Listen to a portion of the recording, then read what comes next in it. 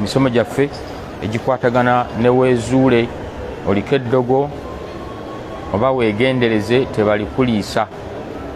Weezuule oliko eddogo weegendereze tebalikuliisa, tebalikwambaza. Kuno kwebeereramu n'obeeranga eyagenze mu kitundu ng'alaba nti amuli mu maaso mulabe we n'amuli emabega. Y'entambula y'omusiraamu omutendeke. Akuli mu maaso mulabewo, n'akuli emabega mulabewo. So gwali wakati gwolina okwekuuma mu maaso n'emabega. Y'entambula y'omusiraamu, bw'atyo bw'alina okutambula. So kutuuka mu kitundu tomaze na kwetegereza n'omagamaga oggyeyo essimu, kumbe wogikwatira tebakwatirawo essimu. Genda okulanga abayaayi bagamba gireete. Genda omuntu namongala akutta akaso. Bw'ogaana ogireeta nkuyiwa ebyenda. Mugamba essimu ezitowa ebyenda byange. Hakaza. So kuno kwebeereramu, kwetereza, kwegendereza okulaba nga tutuusa obusiraamu mu maaso ga Allah. Otherwise bannyinaffe baganda baffe balese obusiraamu mu masabo, badduse bagenze mu bapasita, banoonya ki? Mikisa. Mikisa tegiri eyo, tegibangako mu bapasita.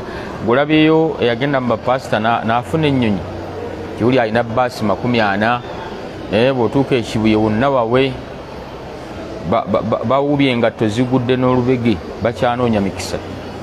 Olwedde ne bapasita bennyini bali mu kweyiiya okulaba bayiseewo batya mu ndiga zino nga bazikudde bafune obugagga obw'okuntikko, kuba beeyambisa ebitonde okuva mu nnyanja n'awalala wonna kulaba nga balwanyisa embeera. Siraamu weebeereremu omanye nti okkiriza Allah omu bw'ati atagattibwako kintu kirala,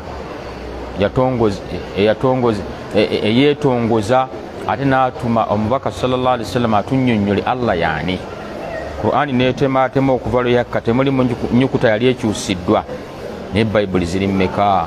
Afala ta'qilun, gwe tolinamu katoola, tekyukangamu bwetyo bweri paka Allah lwalizingako ensi eno. Ebirala mu byazuulwa akyabuusabuusa obusiraamu.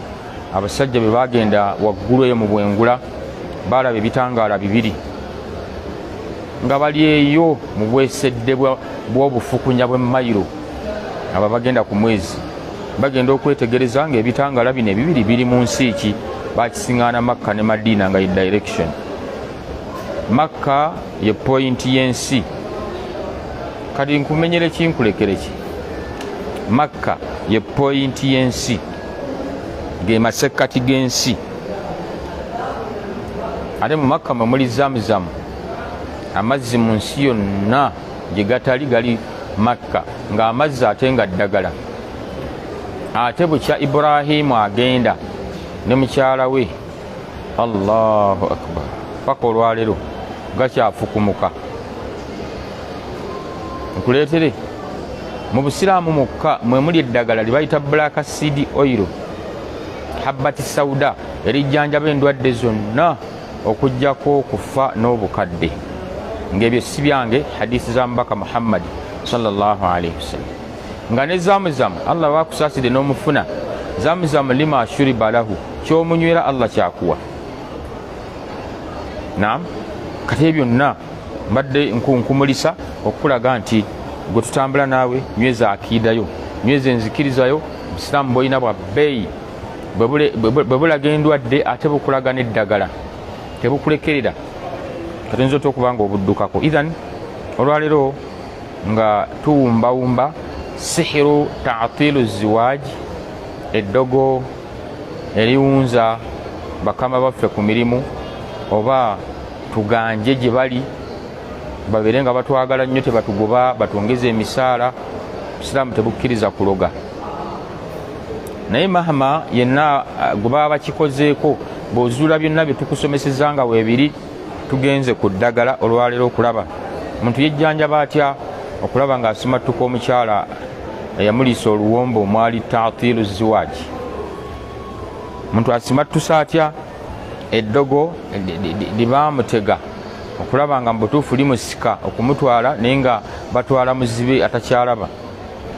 Ye ta'tilu ziwaaji, kuganja kuwunza, kuwugula,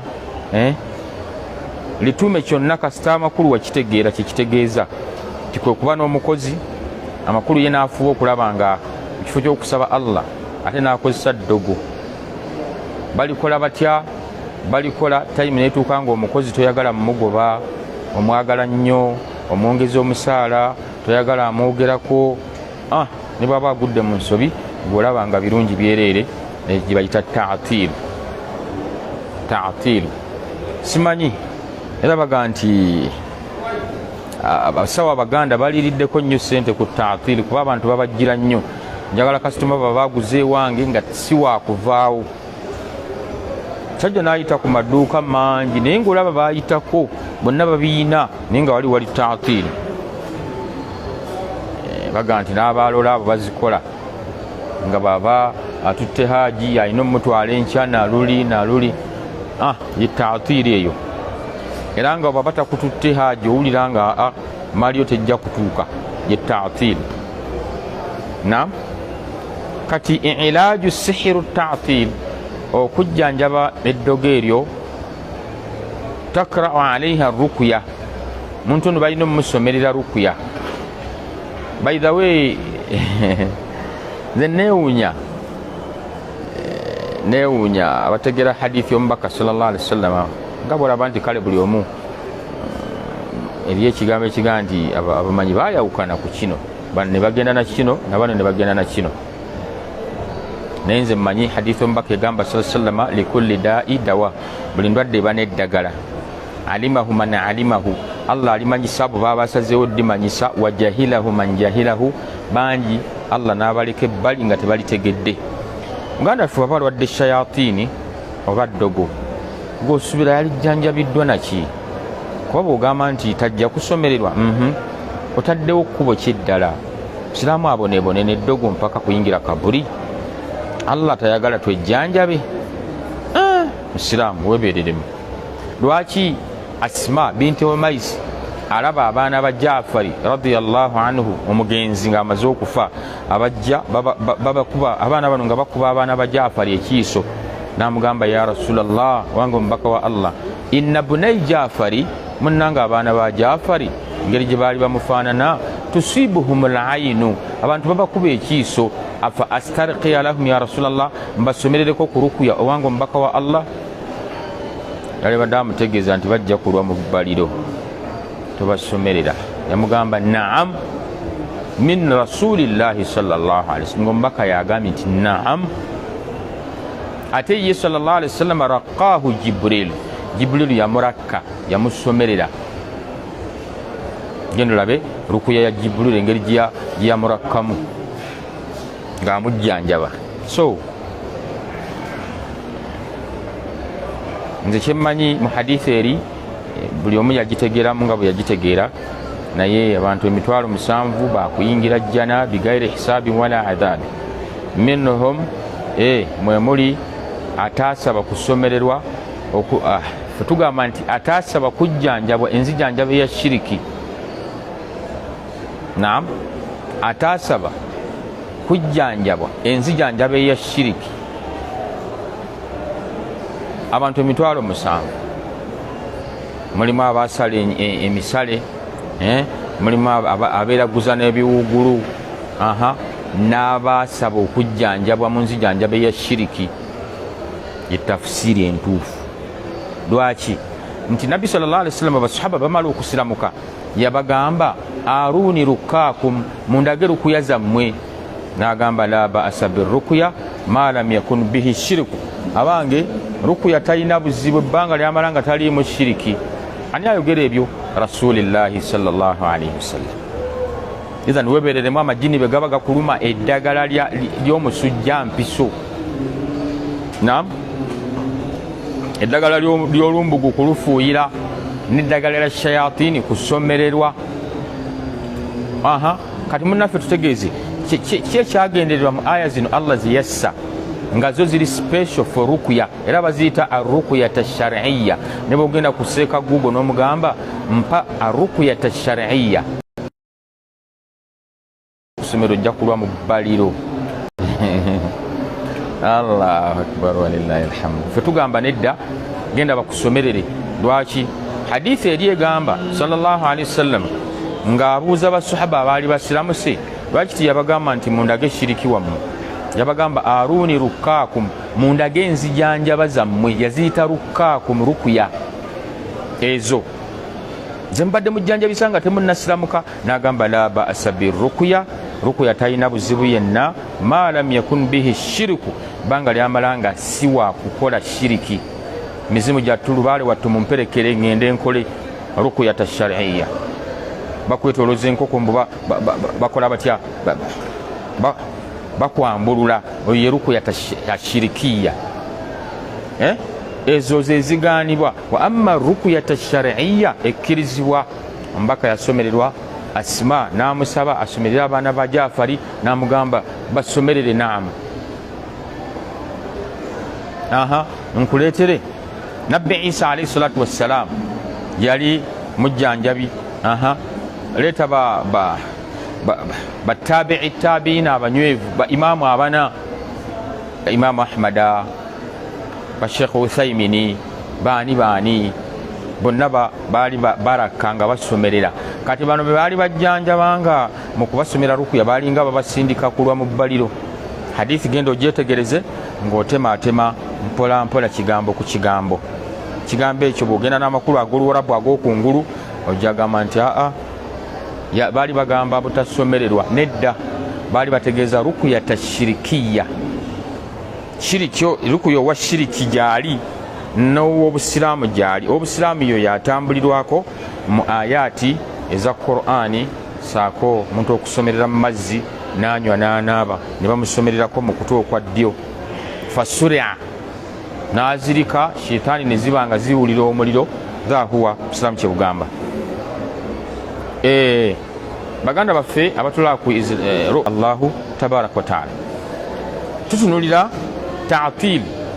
Muntu yalogebwa eddogo eryo nga yeezudde kati mu butuufu musajja nayinza okuba omukyalo noba banteekamu ta'til nga siva mu kifo kino.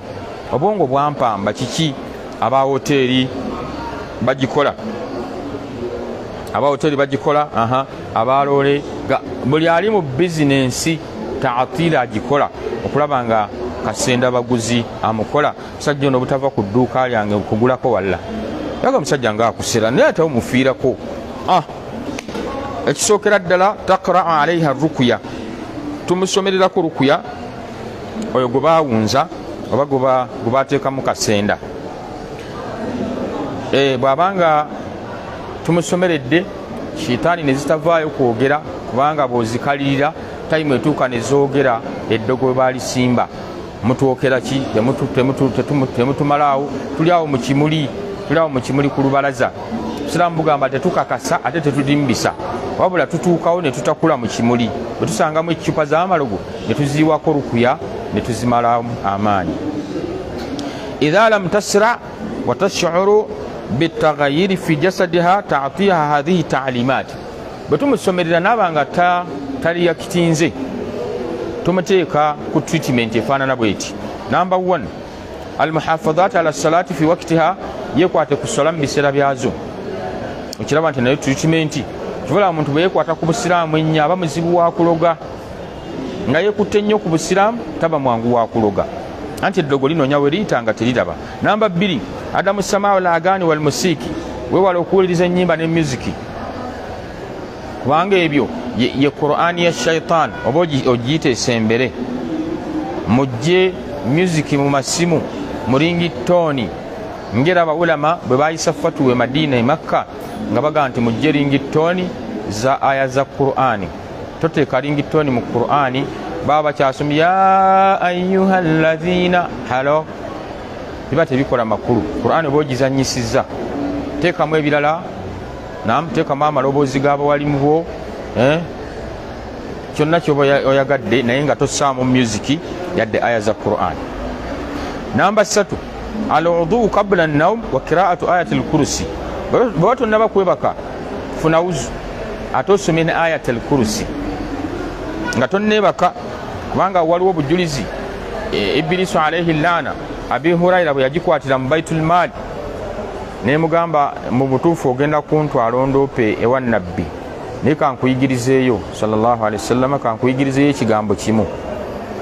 Musiraamu bw'aba agenda okwebaka n'asoma ayatul kursi shetaani temusemberera. Abi Huraira bw'abitwalira nabbi sallallahu alaihi wasallam mbaka n'amugamba swadakaka wa huwa kadhubu, ayogedde mazima naye ebiseera ebisinga obungi mulimba. Katulabe obujulizi, funa uzu ng'ogenda okwebaka osome ayatul kursi. Namba 4 jamu al-kaffayn qabla an-nawm wa qira'atu al-ma'udhat ma'a an-nafath wal-mashu ala jasadi 3 marra. Gatte bibatu byo fujjamu otulusu soma kul huwa Allah falaki n'ennas wesimula omubiri gwo ogwo mulundi gumu, kiddemu ogwokubiri osome kul huwa Allah falaki n'ennas wesimule thumma ogwokusatu. Naam, tuli ku bujjanjabi oba ta'tilu ziwaji.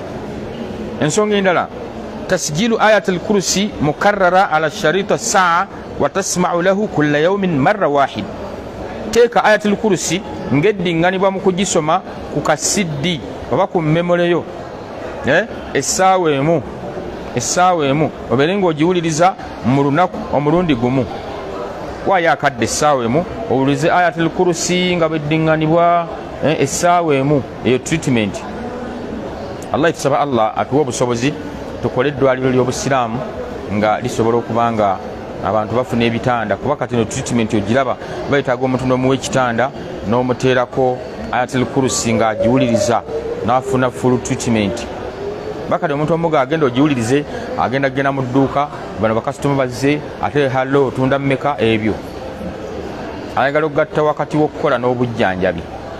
Naye bamanya nti kati ngenze kujjanjabwa endwadde fulani muga nti tukuwadde essaawa emu nga ebyamalwaliro mubigumiikiriza. Sawa naga nkuwadde ekitanda nze ndina okusiibula bankutte kiki bampadde ekitanda amateeka mugagondera naye bituuka ku bino omuntu ayagala agende ne treatment y'obusiraamu ate ku mulimu ate otuuka ku mulimu ate n'anyumya ate n'agikutulamu. Wuliriza Qur'ani essaawa nnamba wejjanjabe kye bayita ta'til. Agamba Sheikh nti tasjilul ma'udhat tukwata kul huwa Allah falaki n'ennas ne tuziteeka ku siddi oba ku memory card yo kul huwa Allah falaki n'ennas mukarrara ala sharita saa nga nazaziwulirize essaawa emu, aziwulirize essaawa emu bi'aunihi tabaraka wa ta'ala wa tasma'u lahu kulla yawmi marra. Essaawa emu bweggwako akikole mu lunaku omulundi gumu. Takra'u laha rukuya ala ma'i wa tashrab wa tagsil kulla 3 ayami marra. Tumusomera ayati za rukuya mu mazzi n'anywa n'anaaba mu lunaku emirundi 3 mu luvannyuma lwa nnaku 3. Wa tagsilu kulla 3 ayami n'anaaba ennaku 3 bi'aunihi tabaraka wa ta'ala. Takulu baada salati al-fajiri bino abyogera nga amaze okusala essala ya fajiri la ilaha illa Allah wahdahu la sharika lahu lahul mulku wa lahul hamdu wa huwa ala kulli shay'in kadir 100 marra emirundi 10 100 marra mirundi 10 biriko no hadithi y'omubaka sallallahu alaihi wasallam Allah akusimulako ebibi 10 n'akuwandikako ebirungi 10 n'akulinyisa amadaala 10 n'akuteekako olukomera lwa shayitaani nga tesobola kukusemberera. Teri agenda kujja yawmal qiyama n'ebirungi okujjako eyaleeta emirundi egisukka mu gijjo. Kitegeeza osobola okuleeta 10, 2, 4 byonna birungi byereere. La ilaha illa Allah wahdahu la sharika lahu lahul mulku wa lahul hamdu wa huwa ala kulli shay'in kadir. Tatbiku hadhihi ta'limat limuddati ash-shahri, bino byonna byakuwadde tambula nabyo okumala omwezi gumu. Wa baada ash-shahri satakuna baina amrayni insha Allah.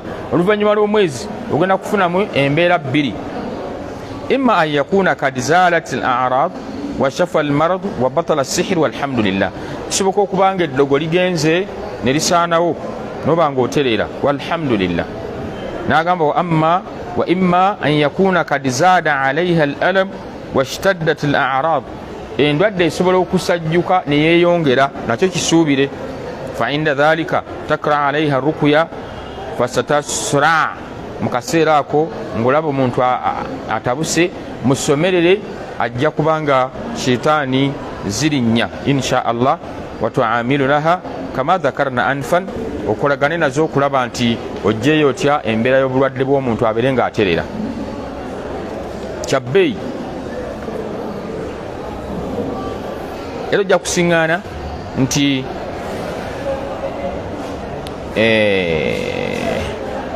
mu araadi mulimu ebyokulabirako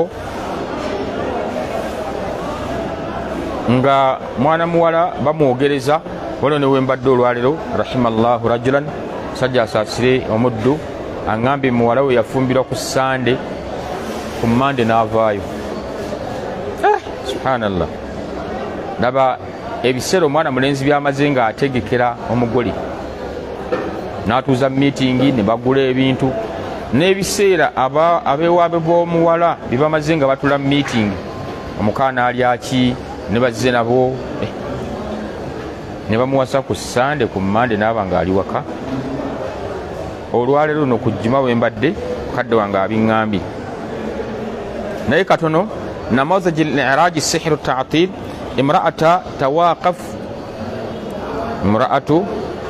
tawaafaqa ala الزواج ثم ترفض في الصباح جاءني الشاب وقال عندنا بنت غريب أمرها إذا جاءها أحد الرجال يطلب الزواج منها وافقت وبكل السرور ولكن إذا نامت ثم أصبحت غيرت رأيها ورفضت الزواج منه دون إيداء الأسباب وتكرر هذا الأمر مرات ومرات حتى دخلنا الشك فيما رأيك فما رأيك agamba nti mwana muwala nanyumya aga ntina mwana muwala tayimu etuuka ne bamwogereza n'abanga ensonga yonna agijjuza bwe buziba naam genda okukera ku makya nga akyusizza byabivuddemu dda talina na nsonga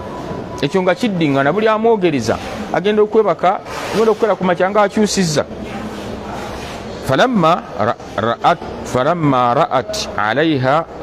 فلما قرأت عليها الرقية سرعت ونطقت عليها جنية ونقالت بنمال ومسومر لكو الجن دياية له فقلت نندي قامبا من أنت قواني قال فلانة لا أذكر اسمها قامبا قوندي سجاكو قلالي نيالي